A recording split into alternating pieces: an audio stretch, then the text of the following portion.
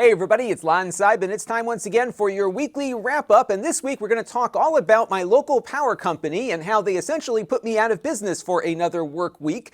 This is not the first time it's happened. It's probably about the fifth or sixth time.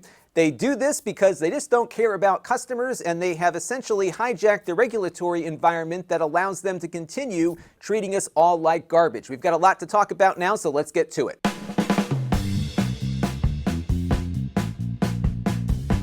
Now, the power company in question is called Eversource, and this is a company that was created a few years ago after a bunch of smaller electrical and gas monopolies merged together into one. Us customers were not a big fan of this merger because we knew it would result in poor service, but the regulators allowed it to happen anyhow. And of course, the service has declined tremendously, but a lot of people who are associated with the company are making a lot of money and continue to do so at the expense of their customers. Now, there are two things that happened this week related to Eversource that I think has finally turned the page on customers getting some control back. The first was the big one here, which is Tropical Storm Isaias. This storm came up the east coast of the United States and hit Connecticut, my state, pretty hard. So hard, in fact, that for many people, the power has been out for 6 days, and some people are not getting their power back on for a few more after that. Now, you could say, hey, it's Connecticut, you live in the forest, there's trees falling down all the time, it's to be expected you'll have some power outages, and I, of course, would not disagree with that statement. However, the company was called out by regulators because they didn't stage any equipment, they had no preparation ready for the storm, they completely underestimated what the storm would do to the region, and as a result, we probably lost 2 or 3 days of recovery just because the company didn't take the effort to get crews on standby to begin dealing with the storm damage. And this is not the first time it's happened. In fact, in my own personal experience, there have now been 6 incidents that have resulted in 5+ day power outages for my business or my home. That includes Irene in 2011, which was the first one that I started noticing some real declines in service quality. The second one was an October snowstorm in 2011 that did the same thing just after Irene had hit. The following year, we got Superstorm Sandy, again, another big power outage throughout the region. We had a blizzard in 2013 that knocked power out at my place of business at the time for a better part of a week. We had a snowstorm in 2018 that took the channel off the last time. And then, of course, we've got Isaias here hitting us this week that also resulted in a pretty lengthy power outage. And in my case, I was out longer after my power came back on because the Comcast equipment wasn't yet energized and I was off the internet and I couldn't do much work. So this is just an ongoing thing that's been happening here in Connecticut, and the company has never improved and in fact is getting worse. And no one's really called them out about it until now. And I think we're starting to see some changes there. Now, the company has had a really bad week because right before the storm hit, a bunch of customers started sharing their utility bills online. And one of the things that we all noticed was that the delivery portion of our bill, the portion of the bill that Eversource is getting, the green part there, has been creeping up over the last couple of months. And of course, a lot of us attributed that to the fact that the supply of electricity was going down in cost. The delivery charges tend to be fixed by the kilowatt hour, but what we pay for generation is more variable based on what fuel costs. And of course, with the current pandemic, fuel costs have declined substantially because of a lack of demand. So as a result, the generation of electricity has gone down considerably. But once people started digging into their bills, they noticed that this was not just a mere distribution of cost. It was actually due to the fact that Eversource has been dramatically increasing the delivery charges on customers' bills. My bill, compared to this exact same moment last year with almost the same usage, kilowatt hour per kilowatt hour was 20% higher on distribution than it was in the prior year, and it was 10% higher than last month. Again, taking usage out of the equation here, just looking at what the cost of delivery with the per kilowatt is, it was substantially more. And I'm not the only one experiencing this. In fact, other people have seen far crazier things on their bill. My friend George Colley, who's an independent journalist here in Connecticut, got this in from an Eversource customer where she didn't use any electricity yet got hit with a $223 delivery charge for something she didn't even get from the company. And this is not an outlier. There's a lot of examples of people's delivery charges going through the roof. So much so that right before the storm hit, a guy locally created a change.org petition and very quickly accumulated over 100,000 signatures. And then, of course, the storm hit right after that. And I think what's going on here, because now there's an investigation going on, is that the company's IT department just screwed up and calculated the billing incorrectly. But this company never takes fault for anything. So the first thing they said was, oh, you're using too much electricity, you're all working from home because of the pandemic, that's probably what happened. And then they came back and said, it's not that, but it's the legislature's fault because they made us buy power from the nuclear power plant down the road. They had a whole bunch of excuses left and right that they were trying to make, but none of those excuses would ever amount to a 10% increase over the prior month for me, or the 20% I had over the year before that. Now, my gut on this is that the company likely screwed up somewhere in their IT department and applied the wrong formula to the bills, because there's no reason why a residential customer like this with no usage would be hit with such a high delivery charge unless their formulas were just out of whack. And this wouldn't be the first time that the company has screwed up billing. Back in March of 2018, customers who had auto payments set up where the company would deduct the bill from the customer's checking account found out that the company not only deducted that bill, but they also deducted it 2 more times, and they found their charges going out times 3. And as a result, a lot of folks ended up with their accounts overdrawn with fees attached and all the other terrible things that happened. Checks bounced. It was a terrible situation. They did put the money back in, but for some people that was too late. And just within my circle on Facebook, which is not a huge group of people, there were 3 people that were hit with it just within my little circle here. And this is the kind of stuff that this company does all the time because they're careless and don't care about customers.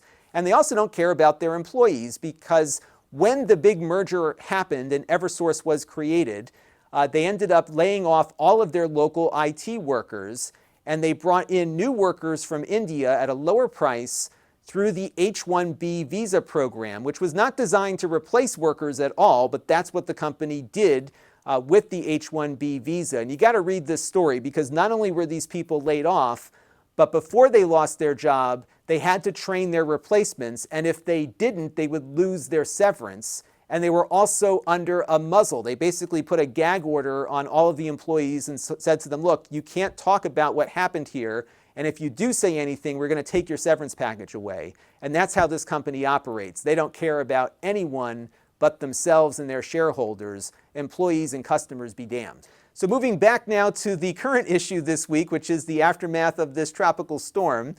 We are now under a state of emergency because the power is out. We are expending federal, local, and state dollars to deal with the fact that we have no power, and we should have had power a lot sooner if the company had prepared appropriately. And as we've seen in all of the other storms I referenced at the beginning of the video here, the company is a poor communicator with customers in particular, but also local officials, and they're very slow to restore power when these things happen. And the reason is that they've made a major decline in their local line workers over the last 10 years. Here in Connecticut alone, they've reduced the workforce by at least 200. They've closed a lot of regional service centers. And the company says, oh, it's to make our network more efficient. Fine, but the problem is that a lot of maintenance has not been getting done over the last couple of decades. Check out this photo.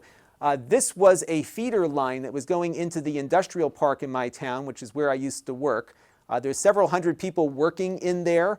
This was what it looked like after the 2011 Irene storm, after the company pretty much ignored its infrastructure for the better part of 20 years as they were reducing the workforce. And for many years, we struggled with very unreliable power to that park, partly because of the fact the company just ignored everything because they didn't have the workforce to deal with it. Now, the company's argument is that we couldn't possibly hire enough people to be able to adequately staff for one of these storms. It's just impossible. And that's not what this argument is about. What this argument is about is having adequate local staff to do the maintenance, to make sure that power lines feeding an industrial park that employ several hundred people don't rot for decades like this one did because you don't have enough crews on the ground to look at stuff.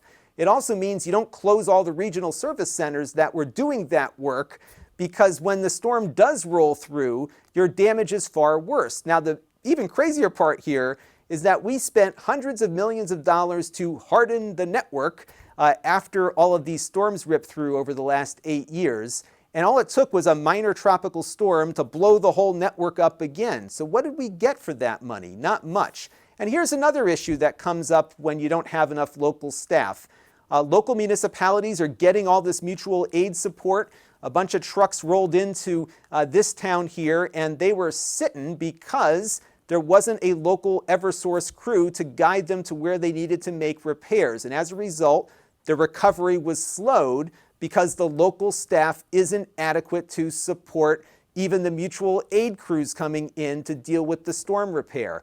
This company has just hollowed itself out, and it's nothing but money for them, and we're all suffering as customers and businesses. And speaking of customers and businesses, look what happens every time one of these storms rolls through. You go to their website, it's down. You can't call anybody because there's not enough people on the phones. Their automated phone system stops working. You have no way of reporting to the company that your power is even out, and everyone sits around just waiting and wondering what the heck is going on. And then Eversource wonders why we're so mad at them, because they can't tell us anything locally as to what the status of our repairs are. If you look at what they send out via text message, they think that this is an improvement. Working urgently, that's helpful. Call this number that doesn't answer, or go to the website that doesn't work. Then they tell you on Friday that all power will be restored substantially by Tuesday, but they don't tell you where or how or why. They also say that they've got 2,300 crews working hard. Great. Where are they? If that crew isn't outside your window, that text doesn't mean squat. And I think that's part of the issue here, is that they don't allow people on the ground to communicate with the public because they're terrified that somebody is going to say something that is negative towards the company. And those people who are on the ground trying to help feel muzzled because if they say the wrong thing, they could be canned too. And as a result, the public doesn't get the information it needs. I think the public would be very understanding if they knew the extent of the damage in their neighborhood, if they knew why they can't get to that tree, if they knew why that crew isn't there yet. The reality is the reason why that crew isn't there yet is because the crew doesn't exist and they're waiting for it to come down from Canada, and they don't want people knowing just how hollowed out this company really is. And when the company does send out communications, they're usually lacking any basis in reality or empathy. Here's a tweet that was so ridiculous I had to double check and make sure the company actually sent it. This went out to somebody who was concerned about their medical equipment failing. They told him just to go over to a friend or a relative's house. Yeah, that's real easy when the whole state is out of power, isn't it? Especially for somebody who's medically fragile. This is the kind of garbage that they push out. The real kicker, though, came from Craig Hallstrom, who's the guy in charge at Eversource, who was thrown out in front of the press to talk about the performance of his company. This is what he said. "I think we were ready." This is after regulators said he wasn't. "With all of our tools, we made a decision what the storm was likely going to do. The rest is history. It's a lot bigger than we thought it was, probably what a lot of people thought it was." And they've said this the last 8 times one of these big storms rolled through. They've never been adequately ready, either with crews, communication tools, or even staff. This article also details the fact that the guy in charge of bringing in out-of-state crews retired and they never replaced his position. And then he says, "No one would ever be able to accuse me of not being ready, but that's not financially responsible to anybody." I don't even know what that means, and this is what I'm talking about. These guys are so terrified to tell anyone the truth about anything that the things that they do say just sound all the more ridiculous. So while this Hallstrom guy is the one that they send out to talk to the media, we haven't yet heard from Jim Judge, who is the chairman and CEO of Eversource. He's been pretty much MIA at this point. He did have a meeting with the governor last week at Eversource headquarters here in Connecticut. After that meeting was over with, everyone who was at the meeting on the state and Eversource side came out for a press conference, but Jim Judge didn't. He stayed inside the building, and as that press conference was wrapping up, a helicopter flew overhead and then landed in the backyard of Eversource HQ to pick him up. He had no interest in talking to the public. He doesn't need to. Why? because all that matters is that the shareholders are happy, and they were very happy at the end of their quarter where they announced about $252 million in profit. And Jim Judge was compensated quite well for that year. He brought in $4.3 million in cash compensation. That includes a $3 million bonus. He also was awarded $6.6 million in stock, and then he cashed out $5.5 million worth of stock that he already had. So he was able to pick up some cash, grow his equity, and cash out a nice paycheck as well. And he's not the only one making money in that company. In fact, the 5 officers of the company last year brought in about $40 million in executive compensation. That sounds like a lot of linesmen they could hire, doesn't it? But no, they can't afford to do that. So despite the fact that these guys treat customers like garbage, they're making a ton of money regardless because they're a monopoly that's largely been protected by the regulators that are supposed to hold them accountable. And this cycle has been going on now for so long that investors don't even get scared when the company can't provide power to an entire state for a week. The stock barely took a hit on this thing and is still on the upswing at the time I'm recording this video. In fact, throughout the entire 8 years that we've been dealing with this horrible service, their stock has been steadily increasing because regulators just give them everything they want, and that needs to change. The crazy thing here is that they're expecting the very same treatment again after this storm. Hallstrom, our friend there, the spokesman, said that he expects Connecticut residents who are without power will be paying for the cost of restoring it, according to CT News Junkie. He said at some point the cost of the storm will go into customers' bills, and that's what it's been doing year after year every time one of these storms rolls through. And I think it's time for regulators to finally put their foot down and say enough is enough. This has cost us far too much in economic pain and physical pain and all the other types of pain you can imagine a long-duration power outage could create. And thankfully, the public utilities group here in the state, the regulators, opened up a second investigation on the company this week. Remember, the first one was for the billing issue that we talked about a little bit earlier. The second one is going to be on storm response. And this statement from the chair of that regulatory body is the strongest I have ever seen in the 8 years I've been critical of the performance of Eversource here in the state. And I am very hopeful that perhaps this time it's going to be different and perhaps more of the recovery cost is going to come out of that fat profit margin they're making off of us as opposed to coming out of the ratepayers' pockets. We'll have to see what happens, but things might be finally changing after this storm. But ultimately, we as consumers need more choices in the marketplace, and we don't have many. The one choice we do have, the installation of solar panels, for example, is something the company is very aggressively fighting through the legislature.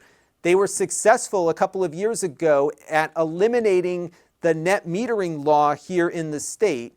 What net metering does is it runs your meter backwards if your solar panels are generating more power than you're currently using. Eversource was successful in getting a sunset date for that net metering law, and that decision was not reversed but delayed, and it's going to come back up again in 2021 when the legislature reconvenes. And this is something that your elected officials need to hear about because the only competition Eversource has at the moment are those solar panels you can put up on your roof, and they're trying to make it much harder for those panels to be a competitive option to their overly priced and terrible service. And if they're successful here, it's going to only solidify them as the only choice for many consumers. And you can bet your life they're going to come after battery storage next. This company doesn't care about anything other than being a monopoly forever, and they will fight very hard with the tools that they have, both through the regulatory system and through the legislative process, to ensure that they hang on to that monopoly position, and we as consumers need to say no to that. And ultimately, I just want the company to do better for customers. They have shown over and over again that they just don't care about us, and that's what angers me more than anything. There was once a time when utility companies were part of the fabric of the community. They cared about the communities that they served. They gave back to those communities with more than just those big rubber checks that they hand out. And now it's just a money-making machine that gets dwindled down to nothing, and executives walk away with tens of millions of dollars in compensation. It's wrong, it doesn't serve the public well, and people are really suffering because of it, and all of that needs to change. To my regular viewers who come to this channel for more broader tech content, I apologize, but this is something that directly impacts my business and my livelihood, and I've endured multiple week-long outages for far too long, and it's time this company be held to account. Now, this week's wrap-up is being brought to you not by Eversource, but all of you viewers. We had a number of super chatters on my recent live streams. They included Chris Allegretta, Josh Lynn, Chanflay98, and Recipe Bob.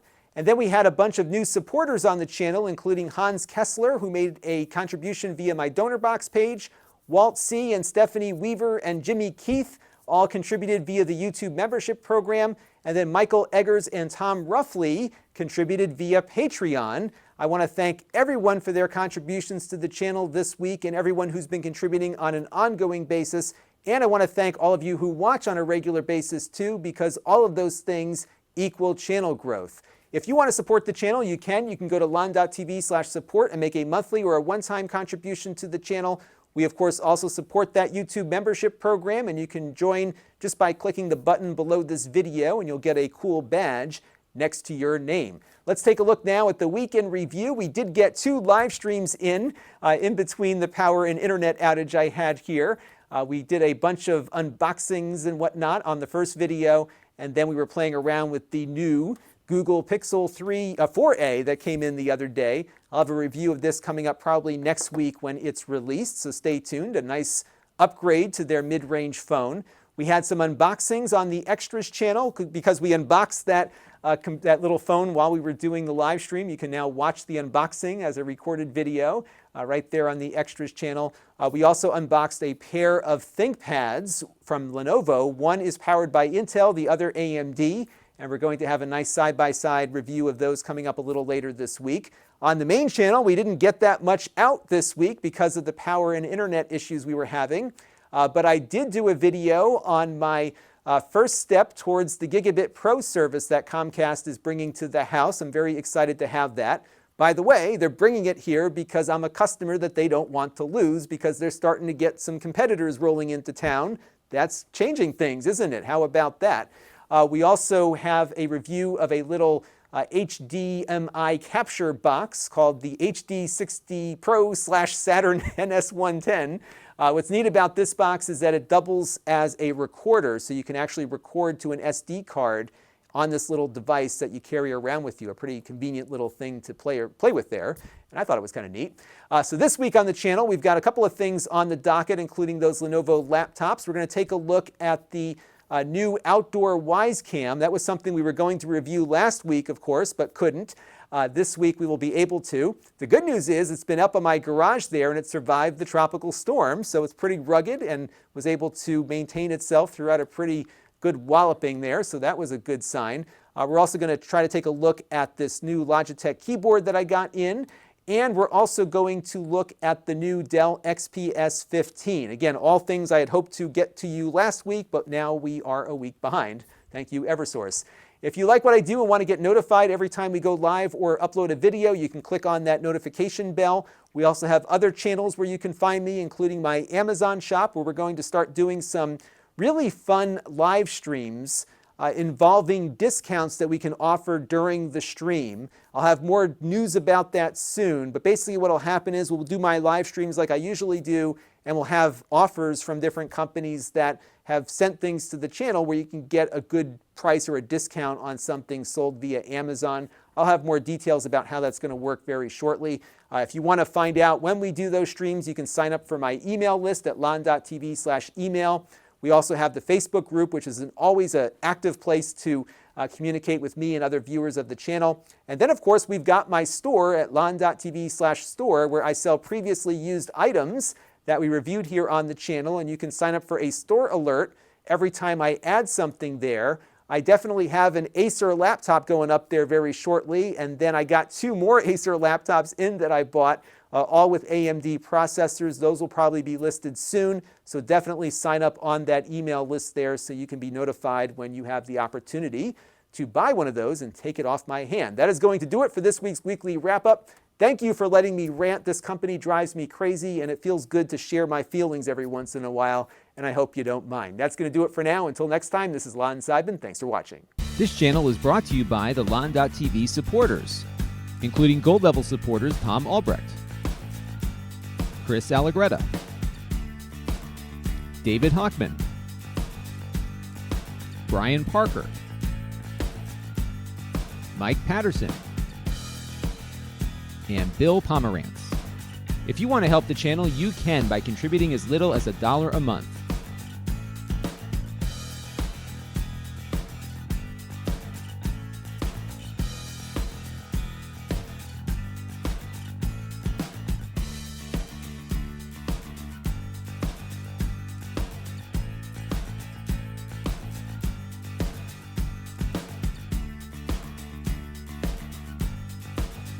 Head over to Lon.TV/support to learn more.